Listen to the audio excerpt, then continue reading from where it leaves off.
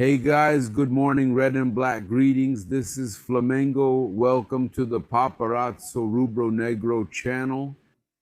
Today, Brazil is playing, and we're here with a lot of information for you. Yesterday, our antelope stumbled while going up to the press conference, almost fell, but let's hope the stumble was just yesterday and not today, right? Let's hope we get a good win today, even though, as Zé Jose Ilon says, the man is a real chatterbox, right? From all the information we're getting, he should keep Casemiro as a starter. And we're going to start right away here, bringing you the probable lineup for Brazil, bringing you all the information.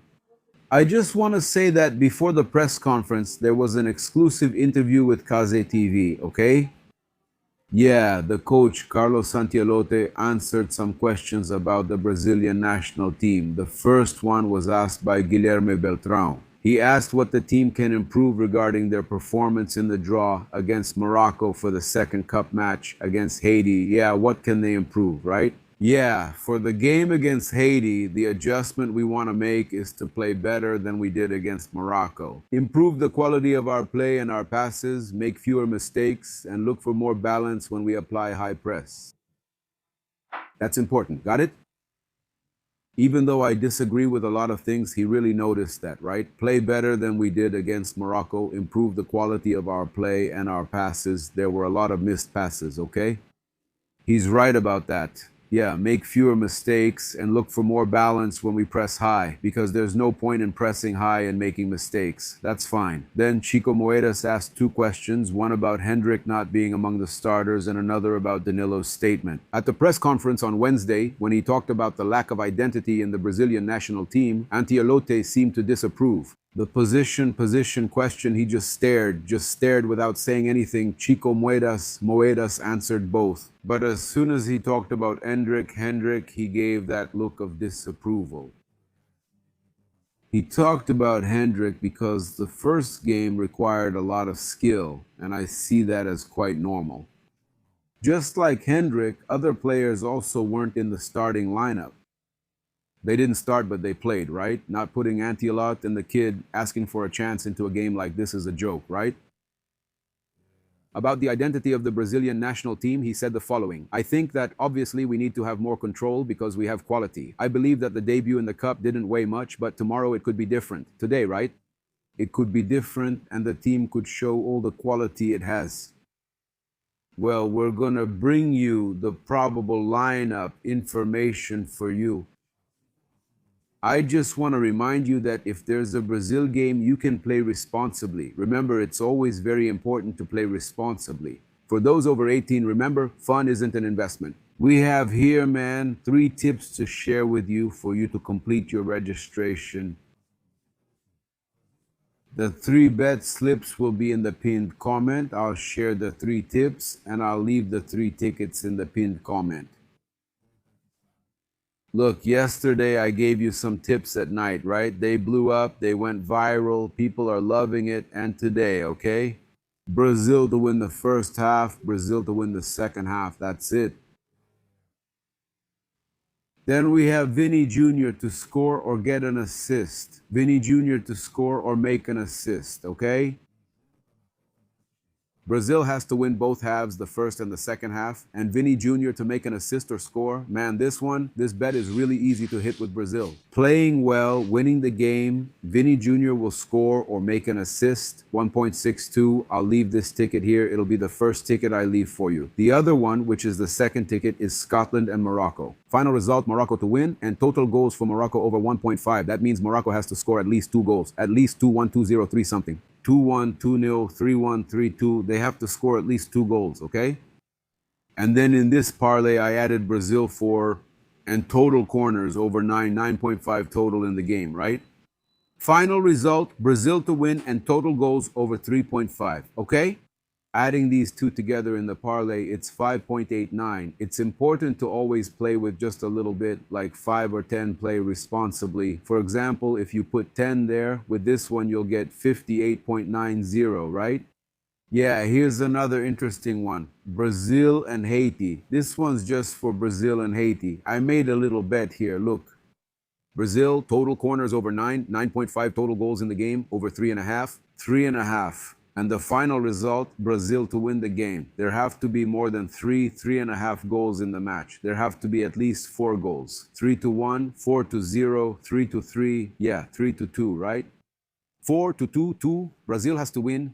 There have to be at least 4 goals in the match and over 9.5 corners. There have to be 10 corners. This one is 3.05. And always remember, it's very important to play responsibly, okay? For those over 18, all 3, this is the third one. The ticket will be there too. And remember that all our other sponsors are there as well in the pinned comment. Well, now let's bring you the information about the match. Look, we know it's an important game, right? Mexico has already qualified. Mexico already has 2 wins. Last night they won 106 points. They're already qualified. They're already qualified. They're the home team. It won't be easy to beat them, okay? They don't have that much quality, but they're the home team. It won't be easy to beat them. So look, the game will be at 9:30 p.m. Brasilia time at Lincoln Financial Field, okay? In Philadelphia. We're heading there now. Where Flamengo beat Chelsea, where Flamengo defeated Chelsea. Tomorrow is the anniversary, and tomorrow is the anniversary. That's crazy. So Brazil is going to win. Amen. Brazil is going to win, okay? So the game will be broadcast by Globo, by SBT, with Galvão Bueno. That's my choice. I'll be there at the stadium. I'll be following on my smartphone. I'll be following with Galvão. The guy is priceless. And Kaze TV, all right? So, probable lineup for Brazil: Alisson, Danilo, Marquinhos, Gabriel Magalhães, and Douglas Santos, Casemiro, Bruno Guimarães, Luis Henrique, there in Paqueta's place. Actually, it's Matheus Cunha who will play there a bit, floating around, right? Yeah, Luis Enrique, Matheus Cunha, or Igor Thiago. But I believe he'll go with Matheus Cunha, okay? Vini Jr. and Rafinha. So that's probably Brazil's lineup under coach Carlo Ancelotti. Neymar is still out. Probable lineup for Haiti: Johnny Placid, Carlin Zarcos, Ricardo Adi, Hannes Delcroix, and Martin Experience, okay?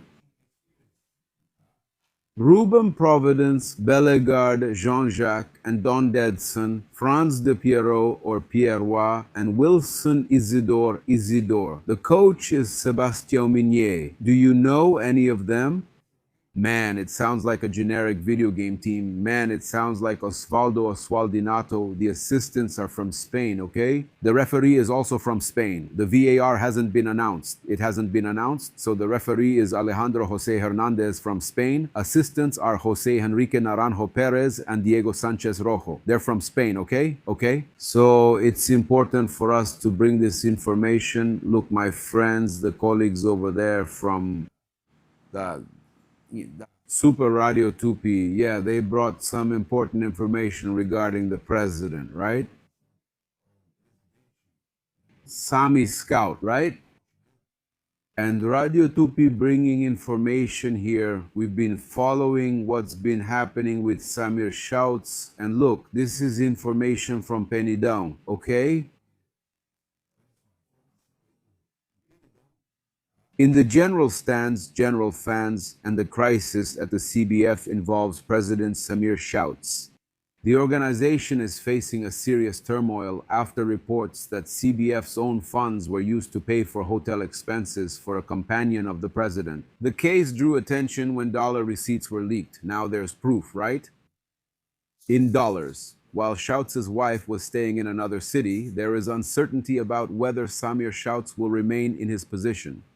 Amid pressure and new allegations of mismanagement, speculation suggests that his departure may be imminent due to the seriousness of the accusations. And so the name that has been speculated is actually that of Gilmar Mendes' son. Okay, my friends, it's the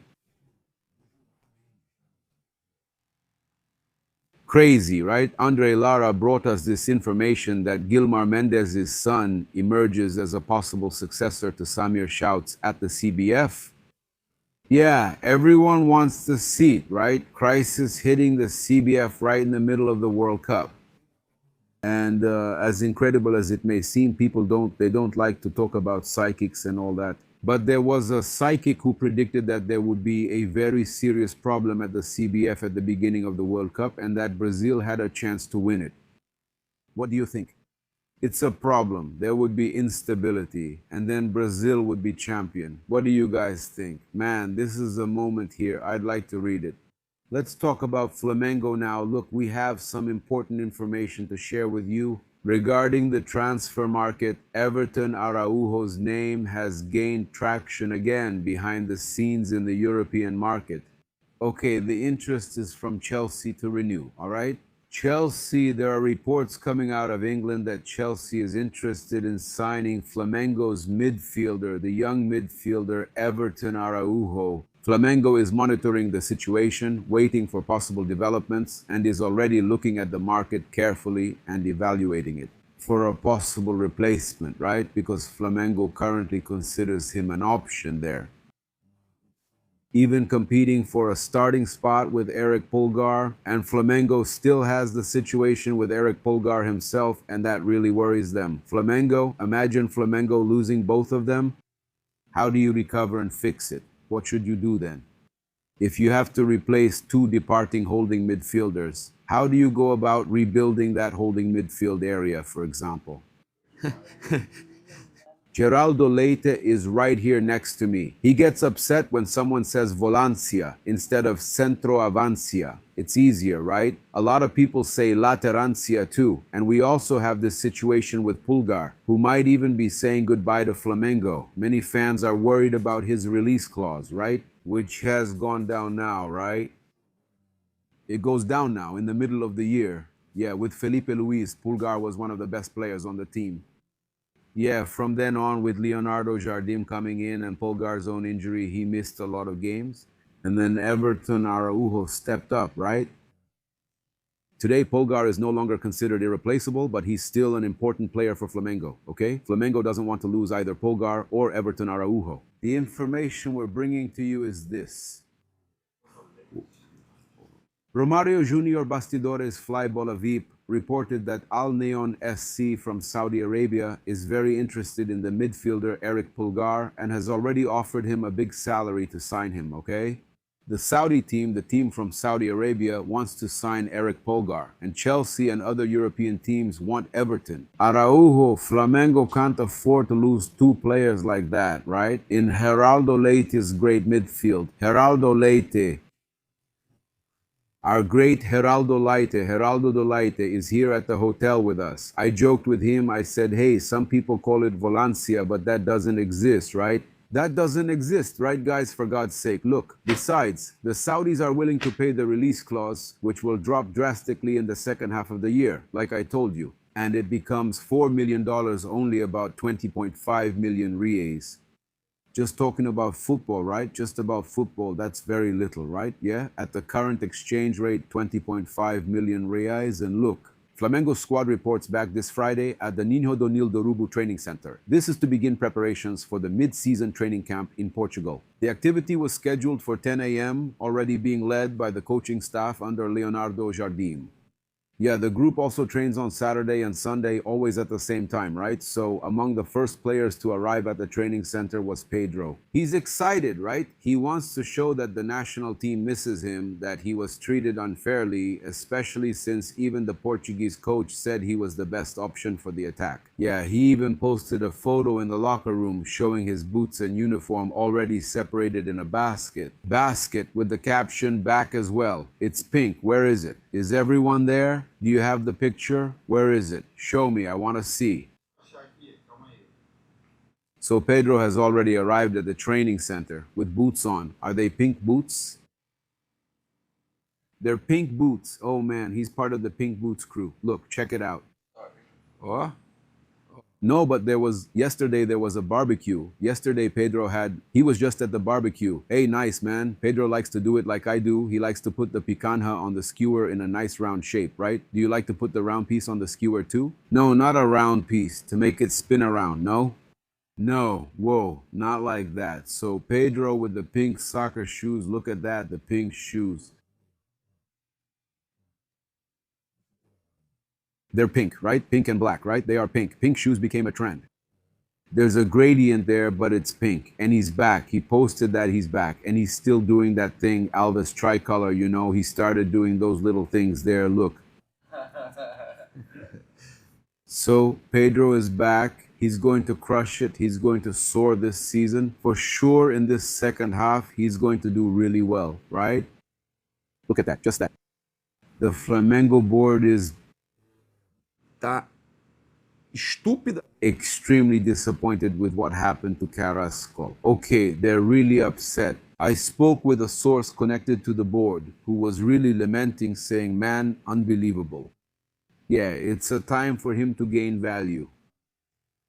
We're not even that worried about Plata because we want him to stay at Flamengo and all that. I said, so do you really want to sell Carrascal?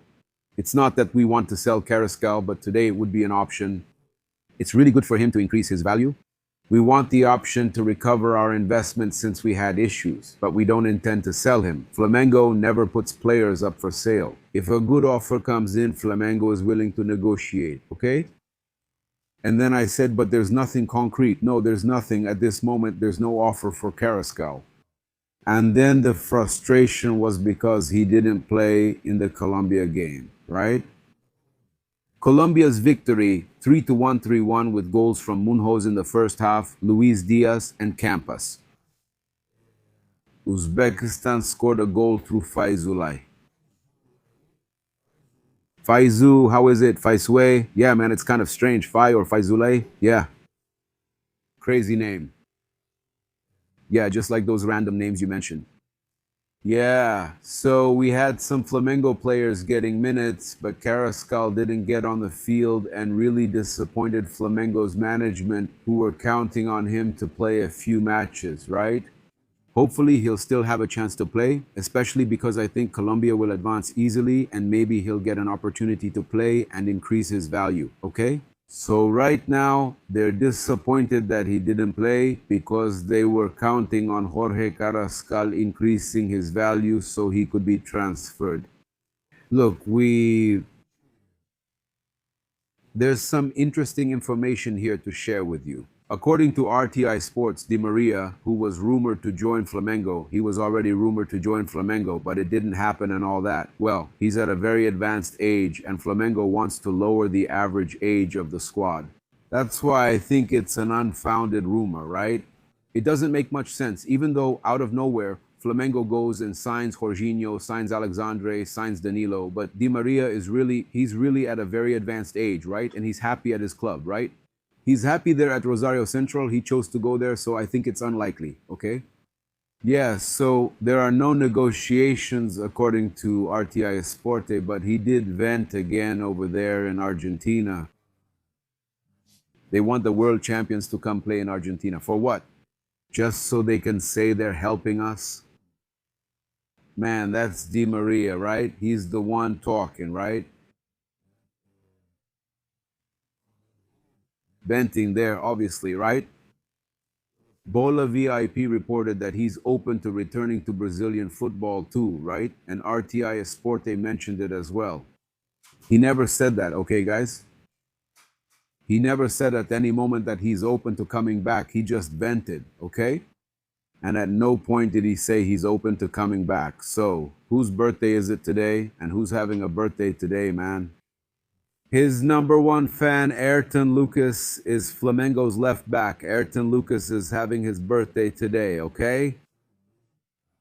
So, we're sending our congratulations. Happy birthday to Ayrton Lucas, all right? Yeah.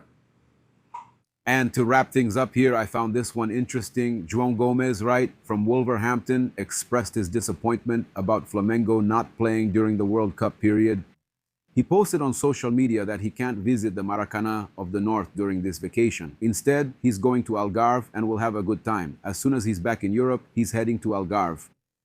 It's important to point out that last season he was also present in the stands, at the games, watching and everything, so he was disappointed. And to our João, all the luck in the world, right? May he go to a great club now in Europe, and may Flamengo also make 40 million from this, right? Because it will be very important. It will give Flamengo new momentum. These deals for Nathan and João Gomes will give Flamengo a boost. There are estimates that Flamengo will make between 80 and 100 million reais in this transfer window just from deals involving homegrown players, right? That's it. Please follow, like, and share on all platforms. On YouTube, subscribe, turn on notifications, and like the video. Thank you for your support. Greetings, Bruno Negras. This is Flamengo. Thanks.